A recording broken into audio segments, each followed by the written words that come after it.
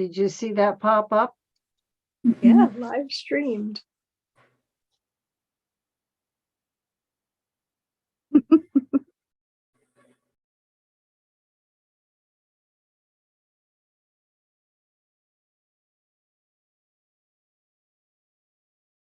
Okay, everybody can see us on the, and hear us on the broadcast, okay? So let's introduce ourselves. I'm Suzanne, Dunrobin Ranch owner. Sandy is Larry. McLaughlin. Hi there. How are you? Good. Nice to see you all. Yes, you too. Did I Okay, hear Celia? Barb, Oh, I'm sorry. introduce yourself. Oh, Oh, here comes Bridget. This is great. so I'm just a chatter, nothing but a chatter.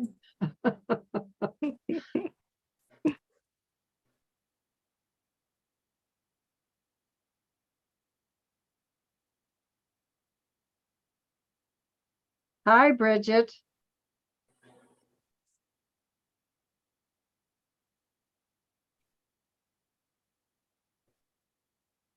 I had a hard time hearing you, Bridget. You have your microphone on?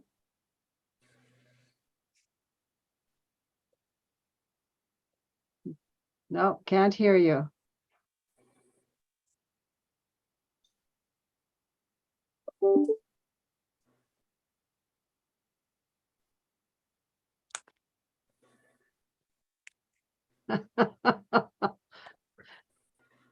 I love it when younger people have to put their glasses on to see something.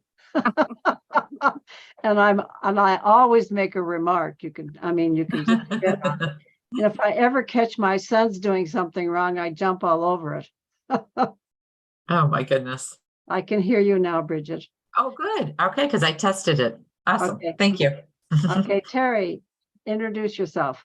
Yeah, I'm Terry. I live in Bucks County, Pennsylvania, and I'm thrilled to be here to talk some Oh. poetry. Well, I'm thrilled to have you submit the poem that you did. I'm going to try to do a screen share and see if I can, well, this may be beyond my technical ability, so hang in there with me. But I'd like to bring your poem up so people can see it as you read it. Sure. All right. But maybe first we should share our cups. Let's share our cups and what we've got in it. And if it's a special cup, tell us about it now. Sandy confessed that she has a tablecloth for her cup. So I think we need to see the whole deal, Sandy. I'll try not to knock things over here.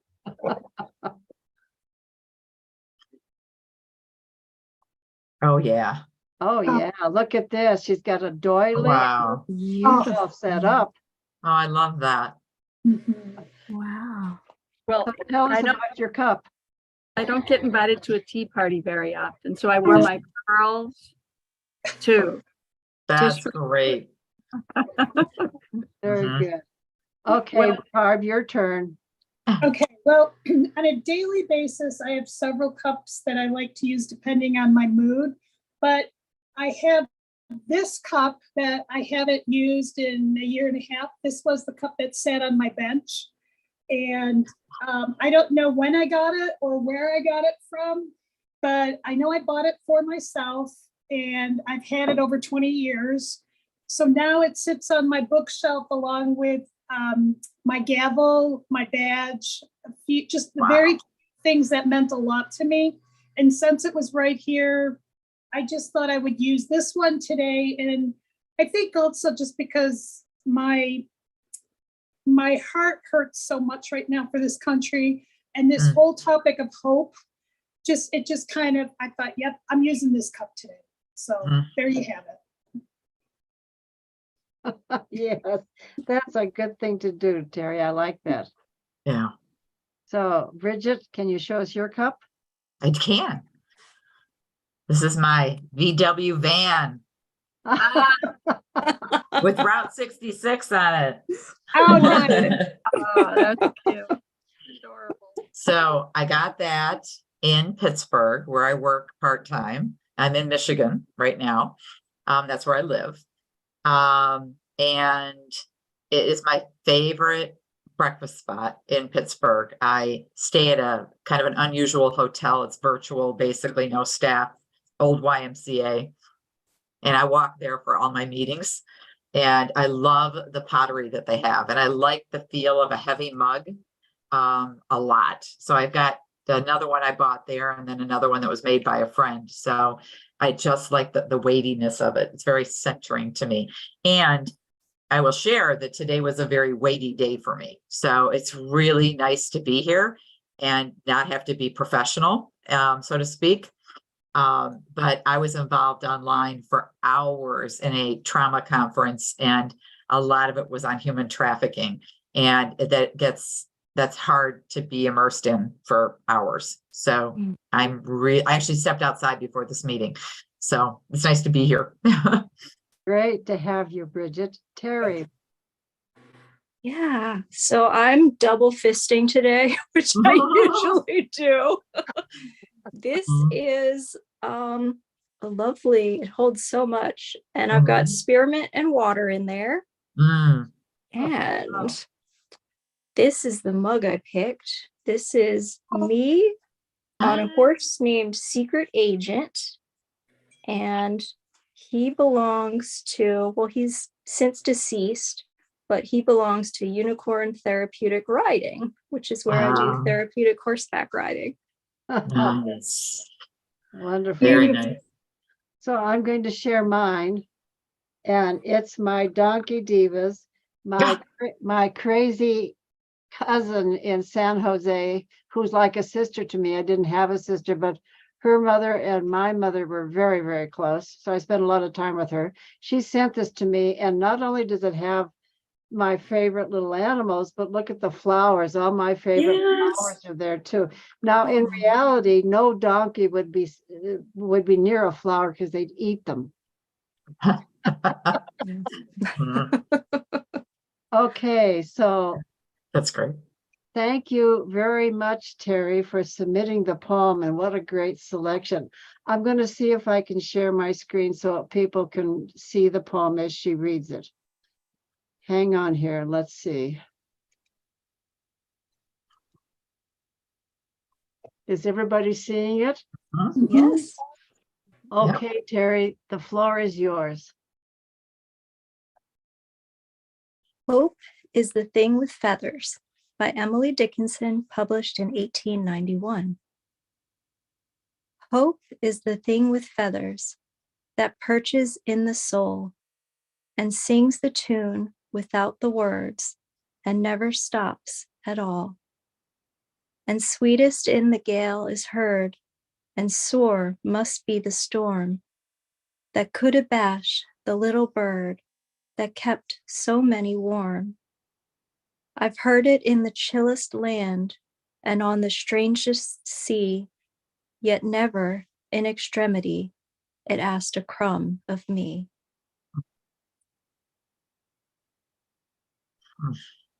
Beautiful, really beautiful. And I'd like to start the conversation by why a bird? Why is a bird the metaphor that she's using for hope?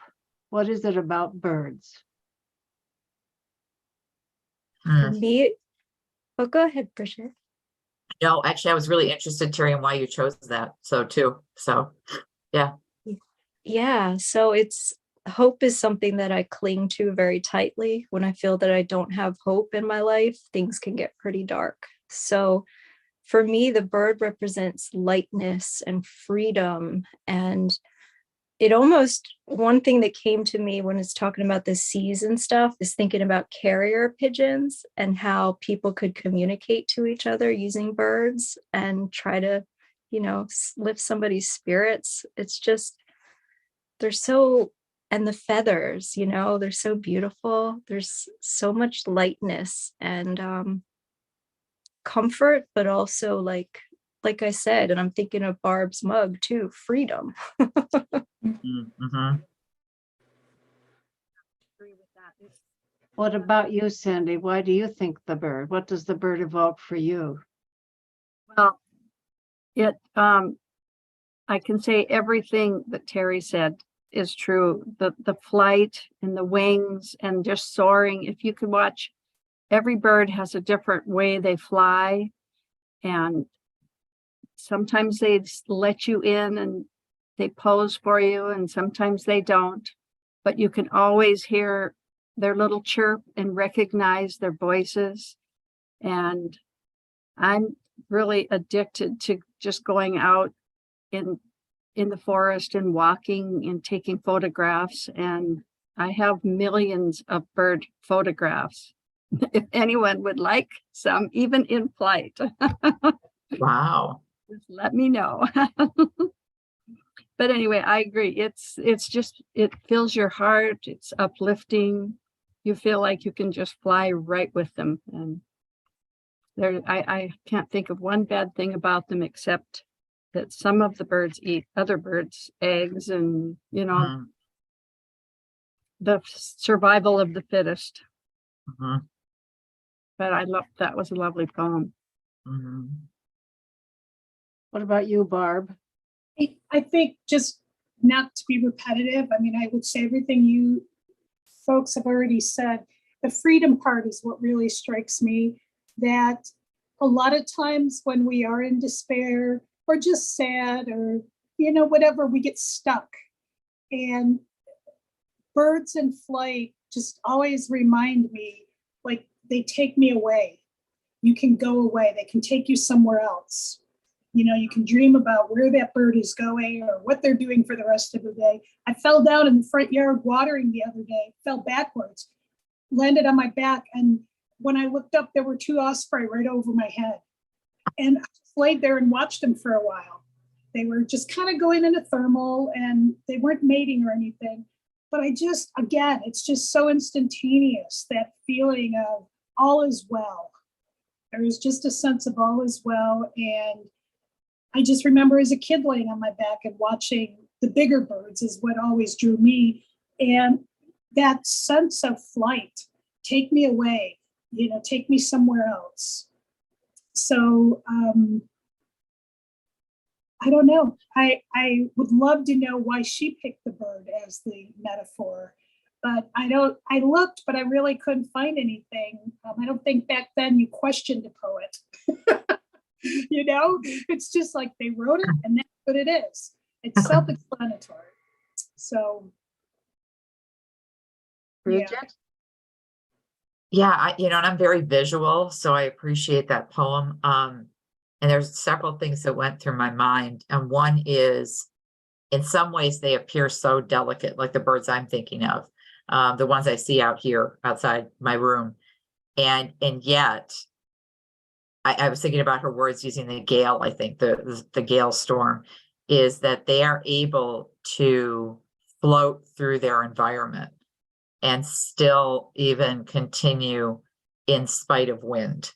And that's what it reminded me of, is they can always kind of surf, if you will, the environment around them and pull it together when they need to, and then take advantage of when it's not needed.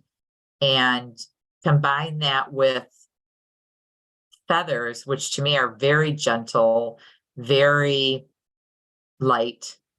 And then I think about that and the strength of what we know, even, and I was just reading about this, psychologically, about hearing birds, for 10 to 20 minutes a day, what that does to you psychologically.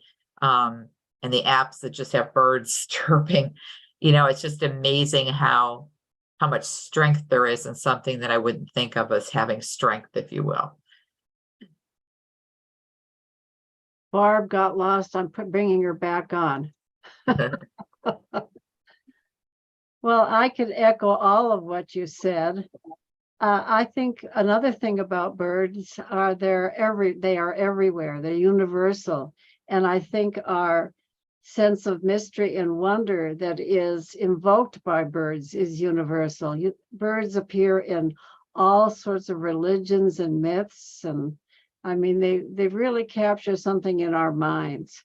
And part of that is, we'll never fly. You can swim with the fish, but you can't fly with the birds. So I think they're the least like us and probably the most envied of all. Mm. Mhm. Mhm. When I was growing up, I used to have dreams of trying to teach myself to fly. And they were almost kind of nightmares. The takeoffs and landings were the worst. But finally, after I mastered it, I didn't have the dreams anymore. Isn't that? Here comes somebody on an iPhone. This is great. Mm. I don't know who this is, but we welcome you, whoever you are. That may be Barb having to use her phone. I don't know. Yeah. I'm so sorry. Can you guys hear me now? Yeah. Yes, That's we right. Yes. I can. apologize. I'm just having trouble. It's so disruptive. I know. I'm sorry. Mm-mm. Don't worry about Yeah. it. You're welcome in any way you can come. No I problem. know. I'm trying it on my phone right now, so we'll see how. We can't see you if that's Oh, if you let can. me, okay, Yeah. let me see if I can fix that. Yep, there we go. There Yep. we go. There you are. Okay. Yeah. Nice. I was just thinking with our conversation, it just hit me. I hadn't thought about this in decades.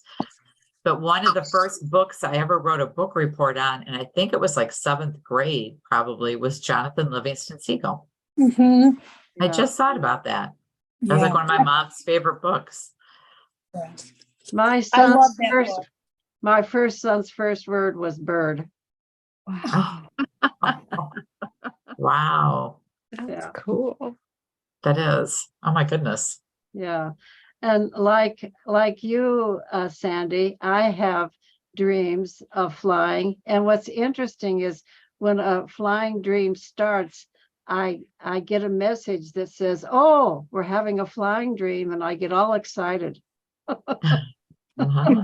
Wow, that's so cool. Yeah, flying is, yeah, there's something magnificent. Let's talk about the other parts of the poem. What struck you? What struck you about the other parts? The fact that in the hardest of gales and the worst of storms, that the birds around, they prevail. And yet never in extremity asked a crumb of me. Yeah. How does that relate to hope?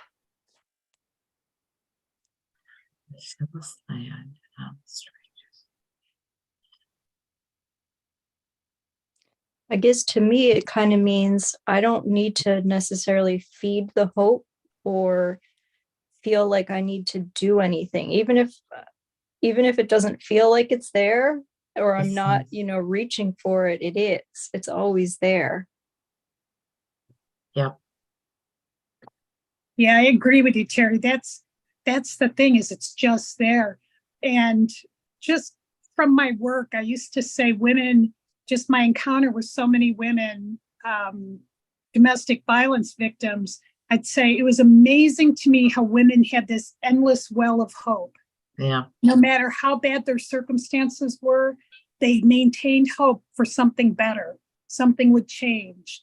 And some people look at that and say it's folly. And I never felt hope was folly. I'm using folly as a nice word, but to me, hope is always there for something better, for yourself, for your children, whatever. And I've always, thought of hope as being tied to faith. That's what faith is. It's hope. It's what gives us hope. If you have faith, you have hope. And I just know for myself personally, my ex-husband left the family when my kids were very little.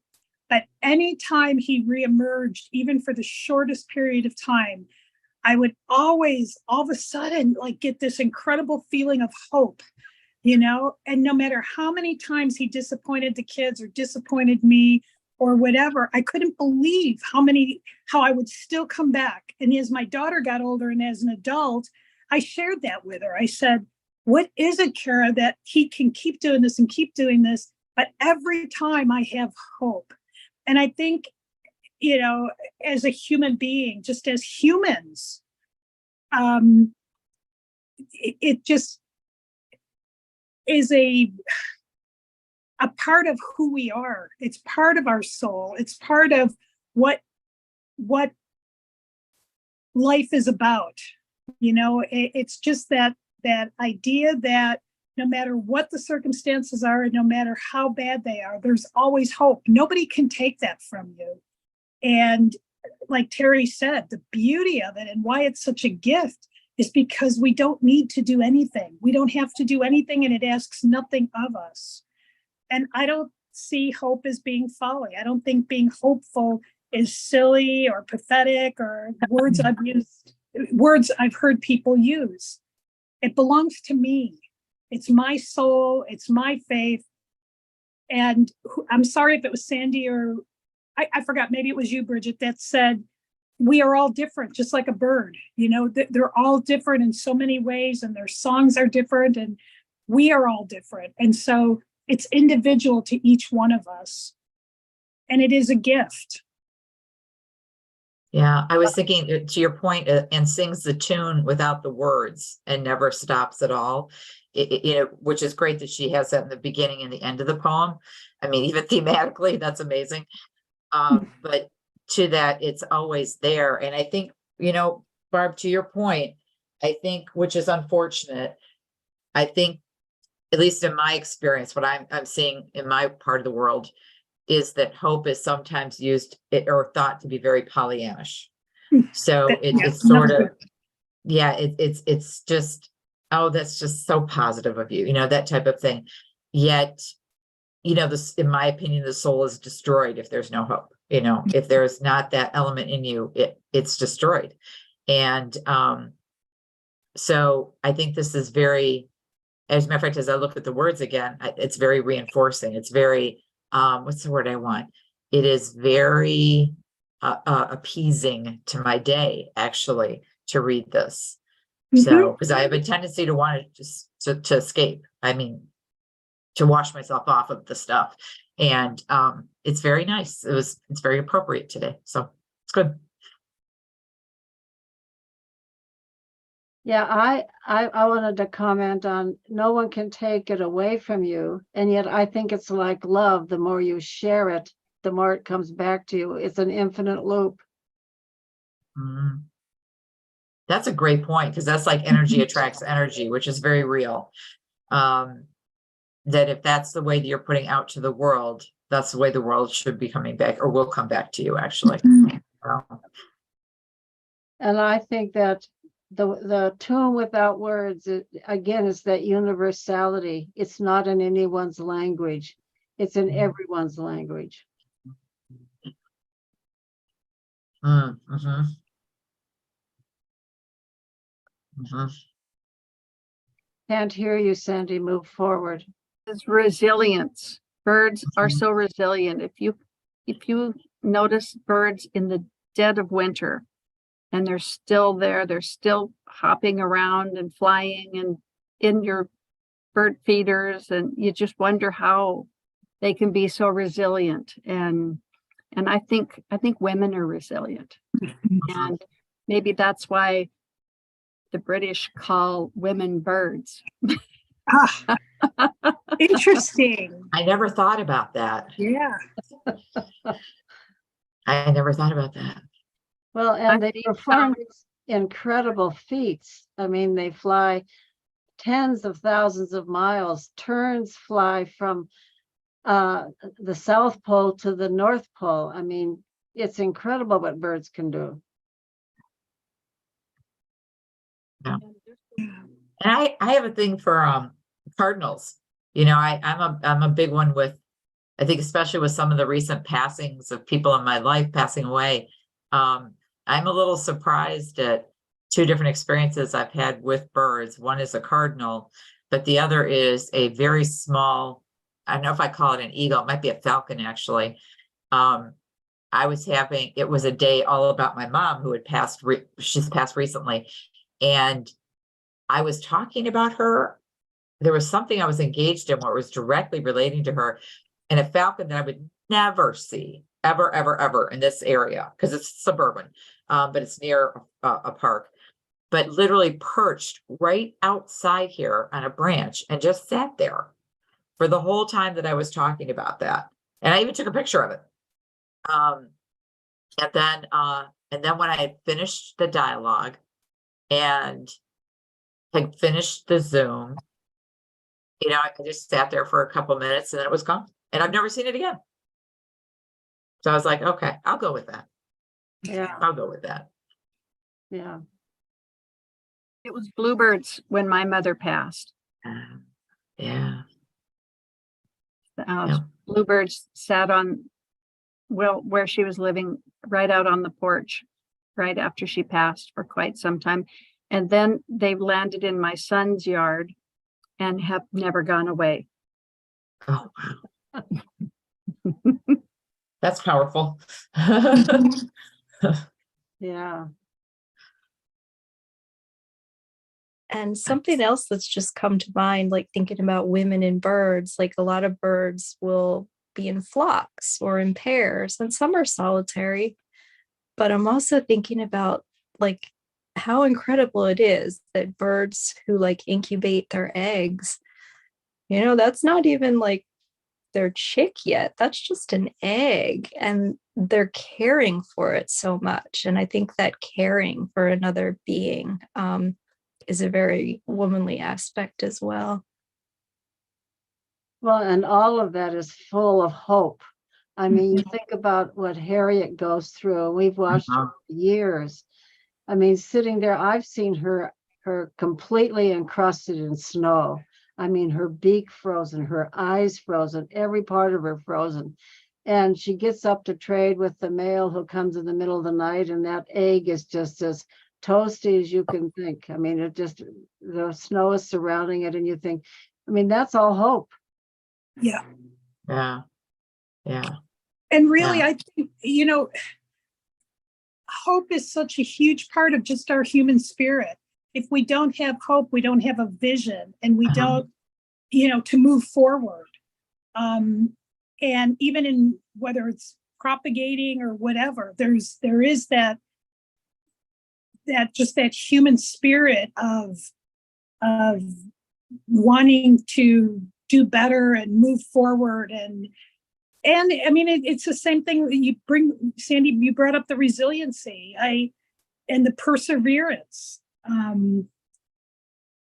I just think it is amazing. As humans, we have an infinite capacity for hope. And when you see it in something like Harriet, that bond that creates with nature just creates so much more connectivity, where I feel like I belong to something so much larger than myself. If Harriet can go through all of that, Suzanne, it makes me think, yeah, I've been through some hard times, but so is Harriet. And it sounds silly in a way, but it's not. It just is. It really that connectivity to nature and to this earth, and how we are just another species on this planet. And yet we share that same spirit with her, as far as, just like you said, the hope for the, for her eggs. I mean, obviously she doesn't articulate that, but she knows it. She knows why she laid those eggs and what they're for and what she has to do to make that happen. And it's beautiful to watch her. I mean, to me, it's just beautiful. It just warms my heart so much. My son said, "Mom, you're just getting old. You're getting like an old lady who likes to watch birds." And I said, "No, I'm not. It's like finally in my life, I have stopped being busy, stopped doing for others, stopped just looking at the surface of so much. Now I get to open up the window to nature and to the beauty of everything out there. And I find how much I belong to it. And I just love that I've discovered that. And that, I mean, since I retired, I know I'm going down a little bit of a rabbit hole, but there is so much to be said. When you brought that up about Harriet, Suzanne, I just couldn't help it because I've seen those pictures. I'm not sure if I saw it when it happened here, but I watched even, there was a mourning dove sitting on the very, very top of my blue spruce out here, which is humongous, not as big as yours, Suzanne's, but it's big. and it sat right on the very top. And it was during that bad storm with the lightning that knocked out everything at Dunrove. And I thought, you silly bird, what are you doing? And it was just so fascinating to me why she perched at the very top of that tree. And I just watched her for the longest time as she sat up there, you know? And again, it's so, I don't know, it's just rich, you know, as far as life goes. And I think it's really sad that we have to wait to retirement to feel and be these things. Right. We really need to carve out more of this. And I think young people now need it more than ever. Yes. Mhm. And it's what I told my kids. Coming to Montana and buying this house and this land I want this to be a refuge for them. I want them to be able to come here and taste this. I want them to be able to come up to Dunroven, you know. And so I agree with you, Suzanne. I've told all my kids, the saddest thing for me is that I had to wait this long in my life to learn this about myself.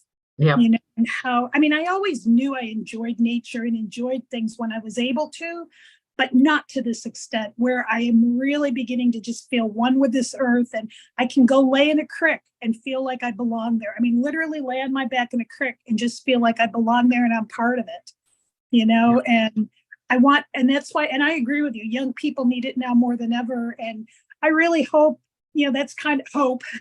That's a little bit of my dream for being here, for my kids to find that refuge from their day-to-day life and what's going on.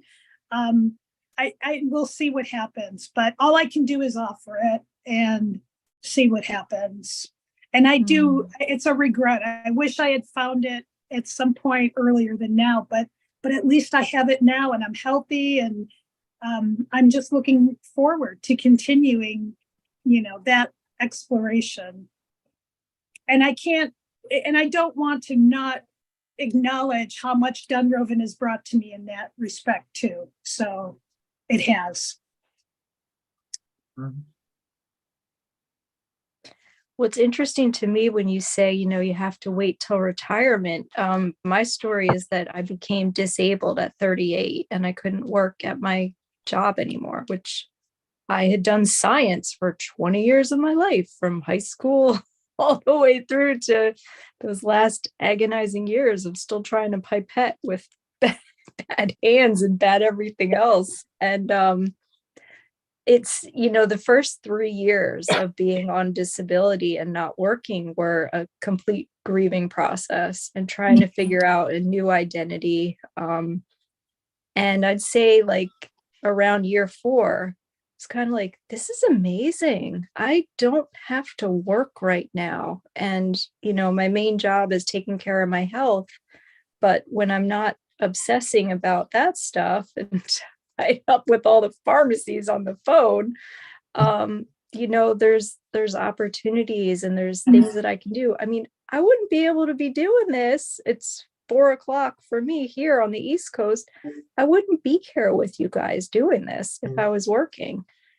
And yeah, someone very important to me in my life, she said, Terry, you're not meant to be a microbiologist. I was like, really? That's what I want to do.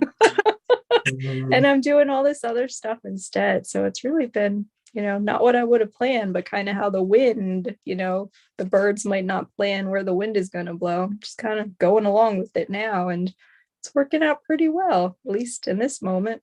That's really Good. nice. That's Yeah. powerful. I think one of the things I was thinking about as you both were talking is how much that ability to at least be close to nature has driven my profession choices. And I didn't realize it until you just started talking about it, because initially it was my children, because I knew I was going to work full time. So I chose roles in which they could be engaged, or I could say, I'm out, I'll be back. So their memory of me was always being present, honestly, in their schooling and stuff like that.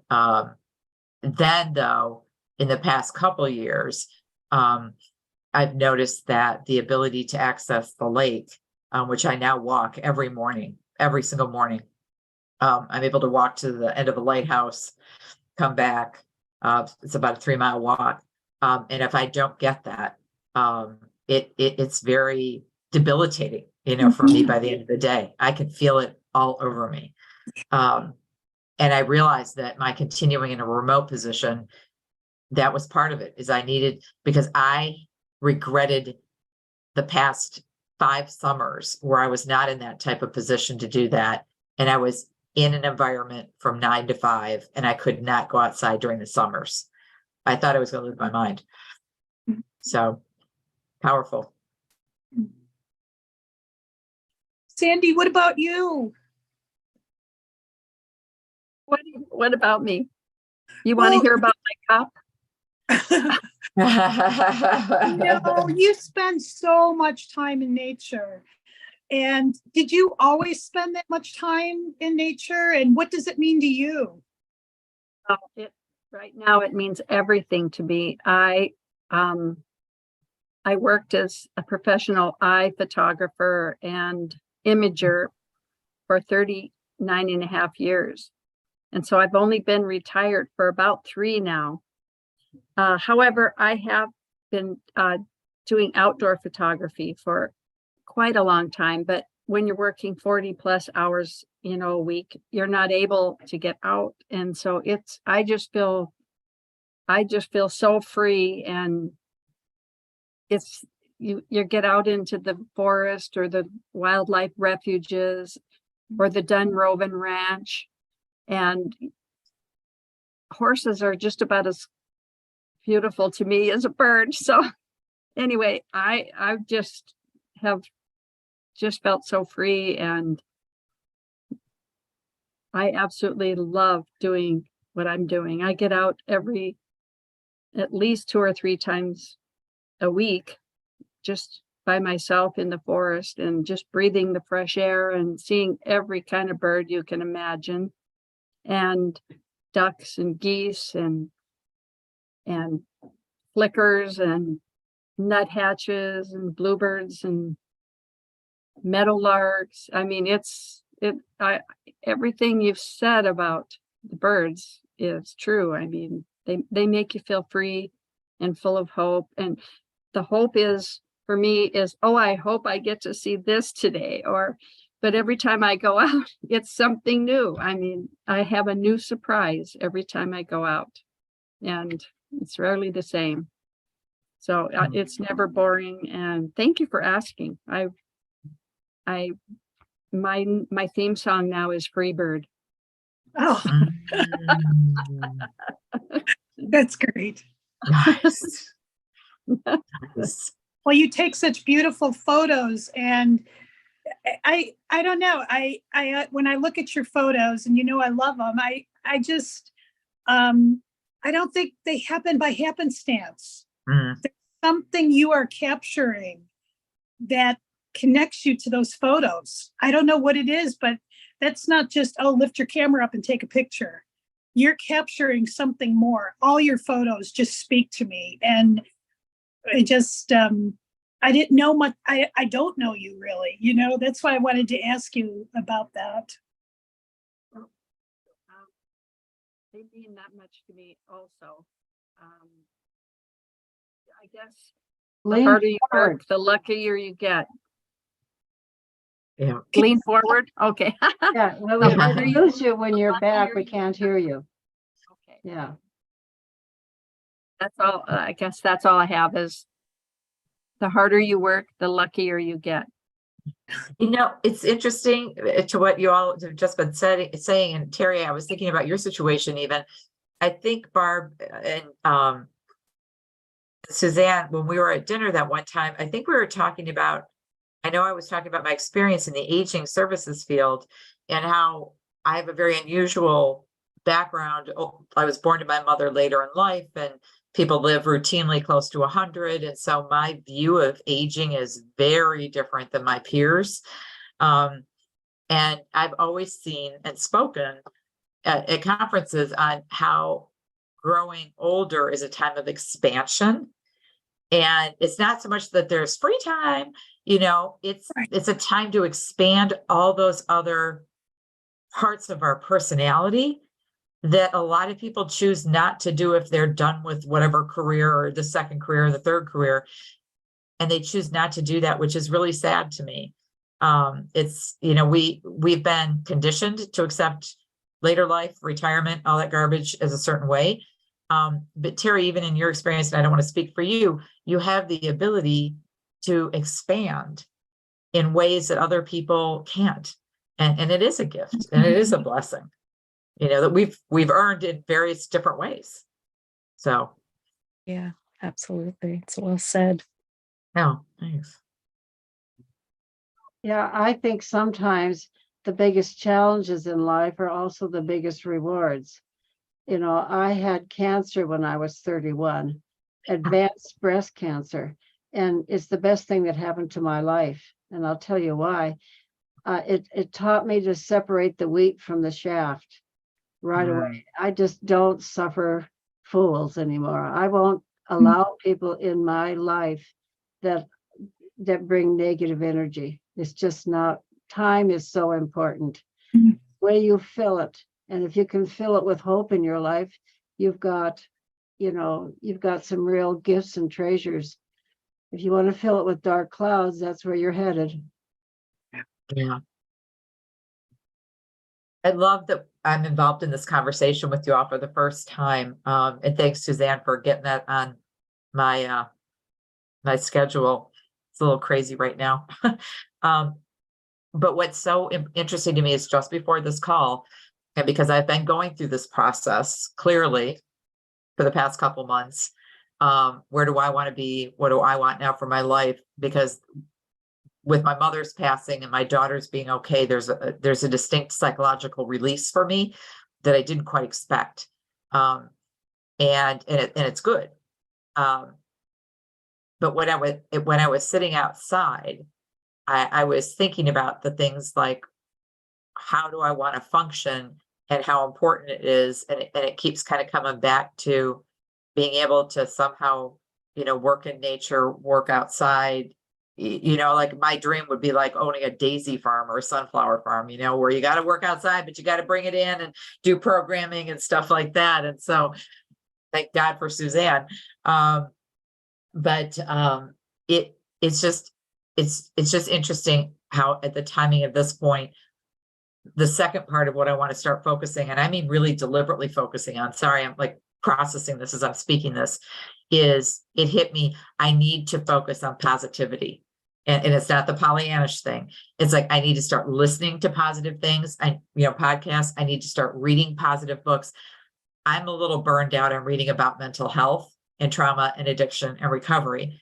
And I've done that for a very long time. And I realized I need to start talking now about, and Suzanne knows that what I'm involved in, part of it is trauma-based, but then like Dunrovin is joy-based. And there's a distinct difference. And it's not that they don't help each other, or it's not that there's not healing at Dunrovin, but the foundations of it are very different. And I'm finding now I have to make that choice now, very deliberately. Oh, can't hear you. Other thing that I've been doing while I've retired this last 3 years, I've been teaching myself to do watercolor. Oh, wow. Well, And she's I great. brought a picture to show you. I'm not bragging. I was just going to say hope. I mean, I don't know where this came from, but I've sure been enjoying it. No laughing now. Yeah, like we're going to do that. Holy crap. Oh my gosh. I know. Yeah, that's beautiful. Oh my That's God. amazing. Is that Is Sam? it- Yes. Yes, it's Sam Elliott, right? Yeah. Yes. Oh, good. Hey, if we can't have him in person, I'll take him on a picture. I'll tell you what. Bring Oh, it on home, girl. That's So beautiful. there's hope everywhere. Yes. Yeah. That's amazing. Wow. Yeah. nice. Wow. I'll That's tell you great. my little creativity, and this is what I'm finding too with opening up, expanding, like we're talking about. I was up at Big Creek here, and up pretty high, and there was some beautiful moss, almost like velvet, that I could just pick up off a log And the next thing I knew, I was collecting other things that I had never seen before, in woodland like that. And I came home and I started envisioning a gnome house. And I decided I want to build a gnome house out of all these elements of nature. And I'm not sure what the end result will look like. I don't know how to make a little gnome, and I don't want to buy one. So it could take me a while because it's got to be all natural. But I just thought, I don't know, I saw a rock that had moss on it, and I thought a little gnome could live in that rock, and I thought this is what I've missed for so long, is having any creativity in my art or Yeah. juices, and now I'm feeling like some of that is coming back. So yeah, that is so cool, Sandy. I don't know. But I'm that creativity, I think, does come too as we nurture, our souls and pay more attention to that. I mean, for years, decades, I didn't take care of my soul. Yeah. I had one, I was aware of it. It had certain qualities, but it didn't get nurtured, the way it is now. And I was thinking about poetry. I never was a huge fan of poetry until I started reading more poetry about nature, like Mary Oliver and others. But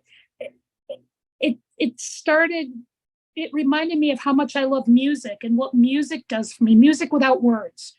And then I think poetry is music, but it's word music, And if you, like, when I first read this poem, I'm like, okay, yep, this is definitely 19th century stuff. And so I went back, and thank God it was a short poem, and I reread it. And then it started kind of coming to light for me, and one thing led to another.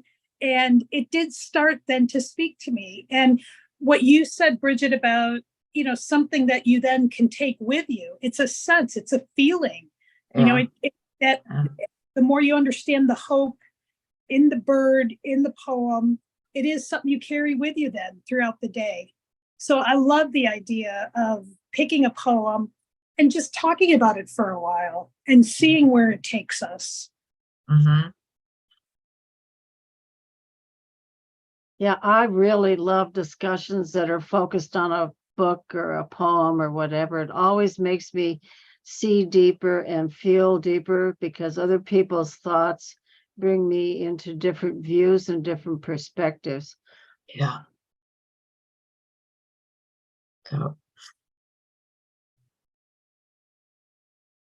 Not alone. mm-hmm.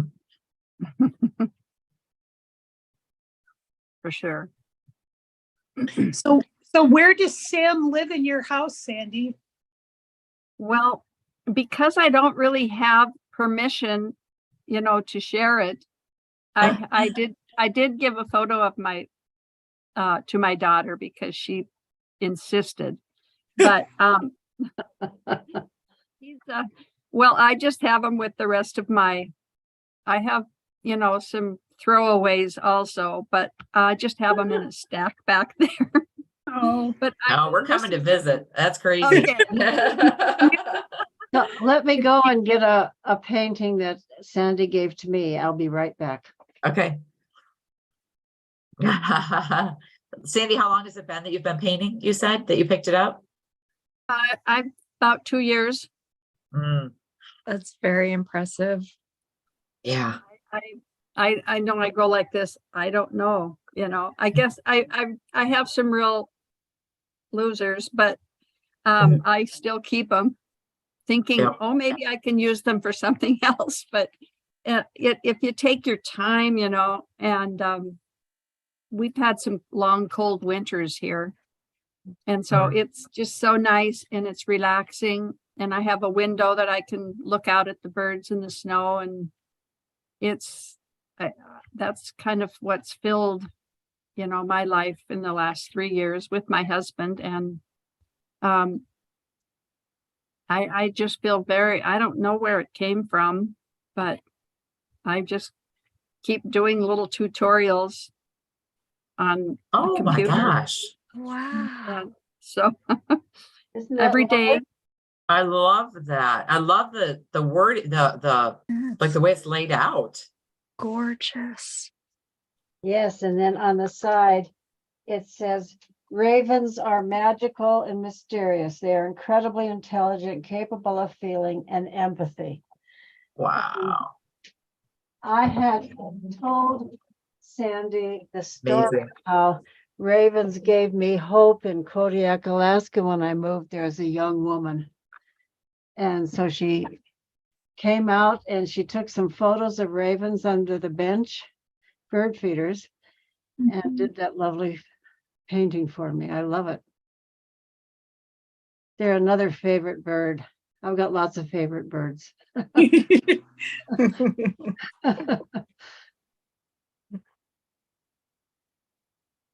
I'm very grateful to you for letting me come onto your ranch and enjoy some of the beauty around. And there's just so much to love at the ranch, and I do appreciate you. Well, I appreciate everybody. It's so much better shared. Mhm. Yeah. I like that.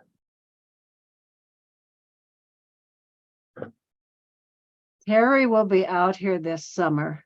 Yes. We must have some other members who are in the area come and visit you, Terry. I know you Yes, have your own please. family, but it would be nice if we could set a little time aside to say hello to Barb and Sandy. Absolutely. Yeah, we're going to be out in Missoula from July 28th until August 10th or 12th. So we got 2 weeks to have a lot of fun. Nice. Sure. That's You great. know that for sure, because I'm going with my son to see The Head and the Heart in Missoula on August 2nd. Okay. So, yay. Yeah, Terry, Yeah, I'll the be. event. Yeah, go ahead. Oops, I missed what you said. Oh, I was just saying, I definitely will be around while you're here. So hopefully we can squeeze something in with Sandy and Suzanne, and that would be fun. Definitely. Most Absolutely. definitely. Yeah. Yeah. And Bridget, I'm hoping Bridget's going to move out here. Yes, indeed. And I will be there, July? Well, I'll be there. Oh my gosh, I'll be there not this Sunday, but next Sunday. I just Wow. and Nice. then July, and that's for a short period of time. We are doing a cool, really amazing pilot, which I want to just invite you guys to. It's going to be Zoom. It'll be on Sunday, June 4th, and it will be at 11 a.m. Mountain Time, Yeah. 1 p.m. Eastern. And we are doing what we're calling an equine experience, where Suzanne has set up this incredible experience for individuals that we are inviting from our nonprofit, as well as Dunroven, to see what happens and how community is formed and how ownership is formed in being able to work with the horses and actually be able to select how to paint them, and then watch what happens to the horses when it's feeding time and there's a limited amount of food initially, and watch the dynamics of how the herd creates their hierarchy, and then apply that to social situations that we go into. And then the next day, the Brazilian founder of Visible Hands is here in the US. I'm going to be with him next week. And he's going to be I'm going to be hosting an interview between Suzanne and Dr. Barreto on that Monday. And then that Tuesday night, we're going to do an in-depth, we call it a round, but it's called Integrative Community Therapy, but it's a highly moderated round, allowing people to kind of share the pebbles in their shoes that they're experiencing on a day in and day out basis, and be able to find from group wisdom things to walk away with that assist you or assist others. So it's like a 3-part process that we're going to try. So that'll be next week, and not Memorial, but the following weekend. So Yeah, it's going to really be fun. The experiential part is really an attempt to plow the soil, to get people sort of sharing an experience that provokes thoughts Yeah. and enables them to begin deeper conversations more quickly because they're sharing something that, you know, they've all witnessed and they all reacted to. Mhm. We find in our model that we're introducing this for the first time in the US, and in our model that the goals are very similar with what Days of Dunroven has done and wants to continue doing, and what this group process elicits. And it's by non-healthcare professionals. So it's not led by a counselor or a psychologist. It's non-healthcare professionals in the community that are trained.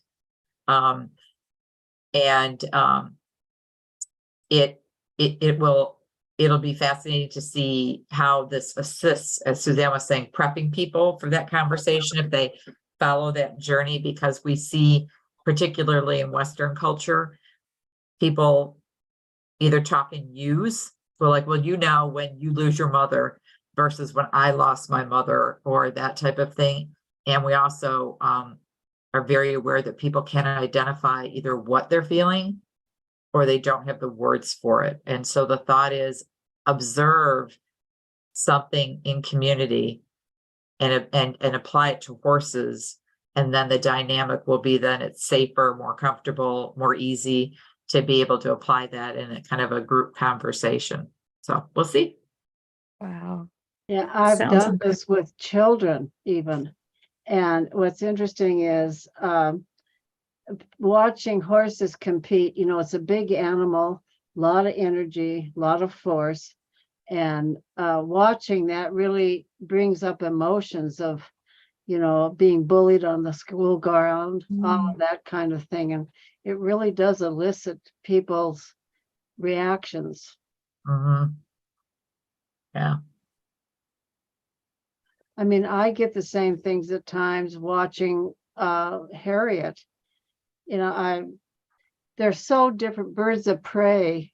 I love watching and thinking about life through their eyes as opposed to through mine.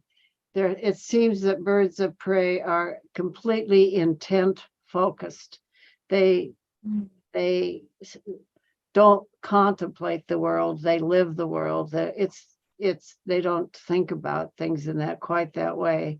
There's sort of an unbridled dedication to survival, just focused on that at all times.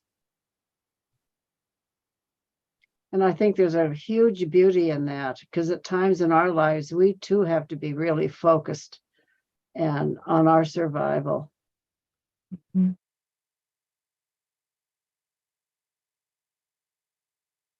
I know that Celia's been watching Alon on the chat, so let's all say hello to Celia. And there Hi, are Celia. So do people want to do this again? I'm hoping to grow this. I'm hoping to grow this and get people more comfortable with Zoom. I think that really inhibits a lot of our members from being, but maybe if they see us and we're not, you know, we're making mistakes. We don't have to be, this could be fun for everyone. So I'll organize another one. And I really, really appreciated your stepping forward, Terry, with the poem. So I hope somebody else jumps in there with something. It doesn't have to be a poem. It can be an essay or a painting, Sandy, or a photo. Some jumping off point for our discussion.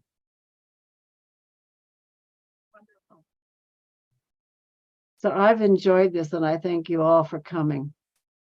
Thank Thank you, you. everybody. Bye, This was Thank you. wonderful. Yeah, this was Bye. great. It was nice meeting you all. Yeah, take good care, friends. Okay. Bye. Bye. Thank you.